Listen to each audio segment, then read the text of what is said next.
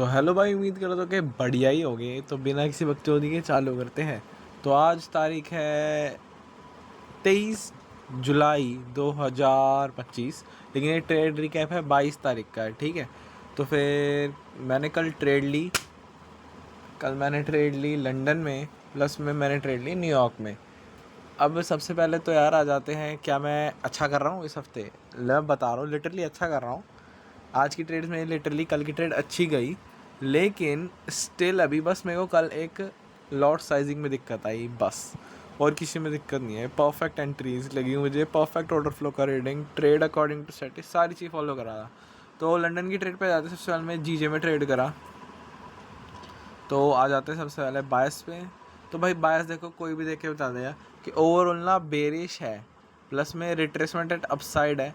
अब देखो ये इजी पीजी सेटअप लग सकता है तुमको कि भाई ये रिवर्स कंटिन्यूएशन का सेटअप है toward down side and flow of trend, मानता हूँ। लेकिन यहाँ पे पता है बस मैं बुलिश इस वजह से था क्योंकि यहाँ पे एक new week opening gap still remaining रह रखा था। तो भाई मेरे अकॉर्डिंग इसको डिसरिस्पेक्ट करना था प्रीवियस डे हाई को, और उसके बाद फिर अपसाइड जाके क्लेम कर, तब मे बी मेरे साथ तब ज़्यादा वैलिड होता। लेकिन मार्केट ने इवेंचुअली करा क्या, ईजीएस्ट वे को अपनाया, मेरे अकॉर्डिंग चली नहीं, तो फिर मैं मार्केट के अकॉर्डिंग चल पड़ा।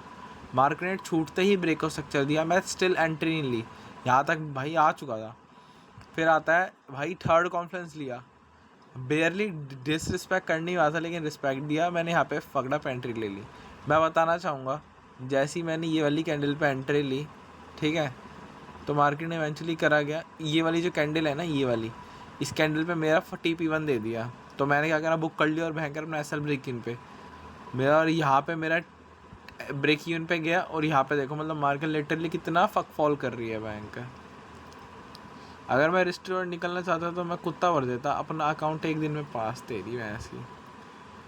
पर मुझे ना मेरे हिसाब से लॉट मैनेजमेंट पे, लॉट साइजिंग पे ज़्यादा ध्यान देना चाहिए।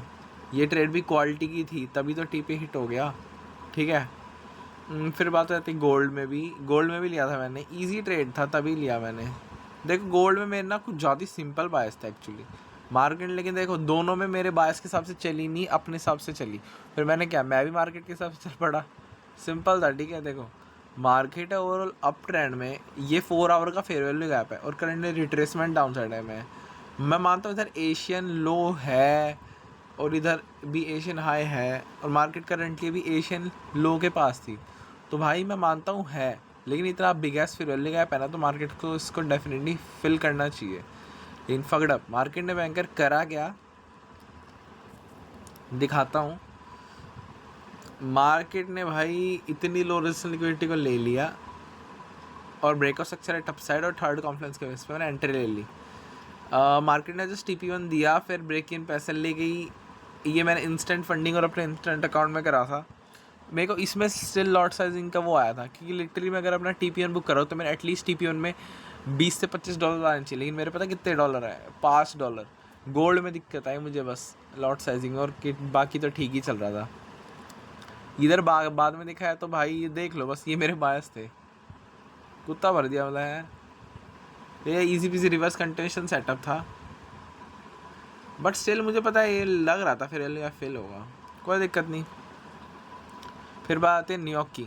तो न्यूयॉर्क में मैं दिखाता हूँ, कल मैंने ओवर ट्रेड करा था, मैं मानता हूँ ओवर ट्रेड करनी मेरी गलती थी, एक रीज़न की वजह से ही करा, लेकिन मैं बताता हूँ।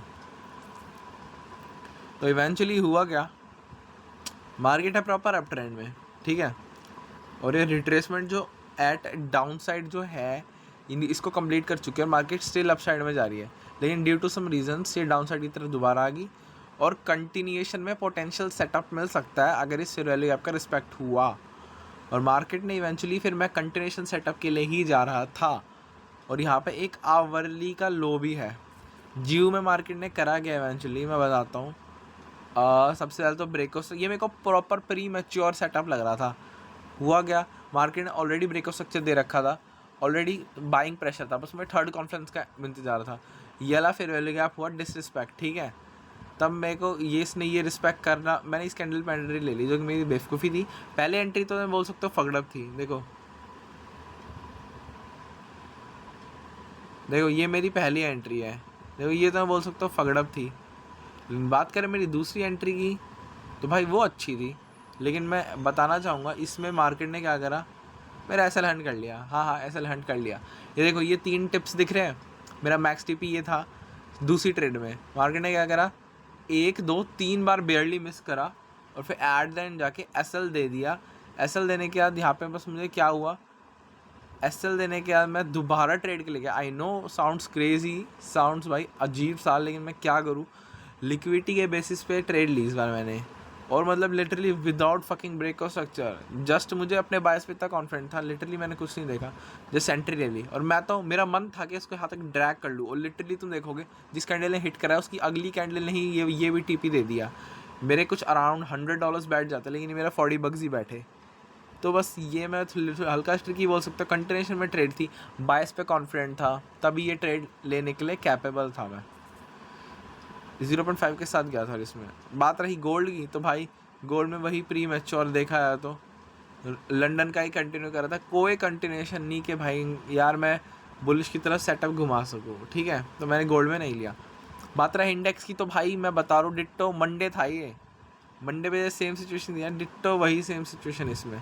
बताता हूँ मैं हुआ क्या।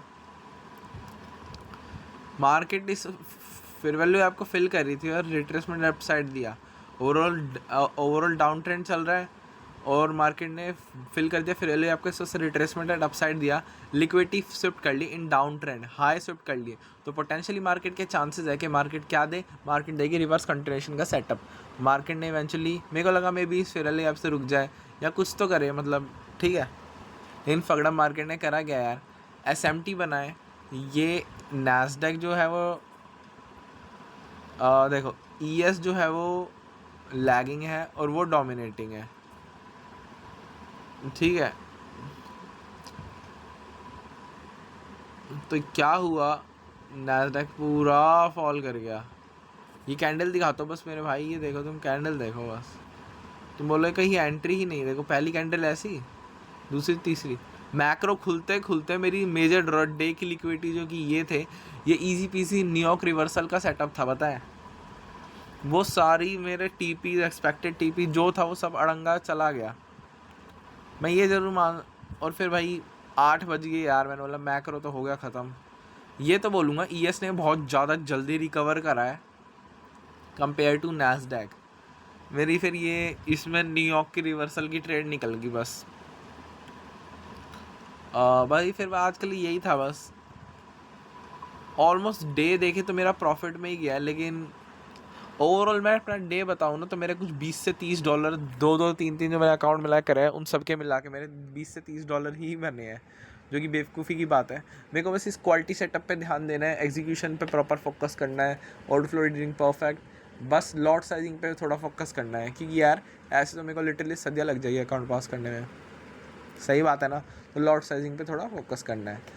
अब मेरे को लग रहा भाई अपने एवरेज 0.5 के लॉट के साथ ही जाना बेटर था। चलो फिर कोई दिक्कत नहीं, आज कंटिन्यू करते हैं फिर इस चीज़ को दोबारा। ठीक है भाई, फिर आज की वीडियो यही ख़त्म होती है, तो फिर भाई पीस।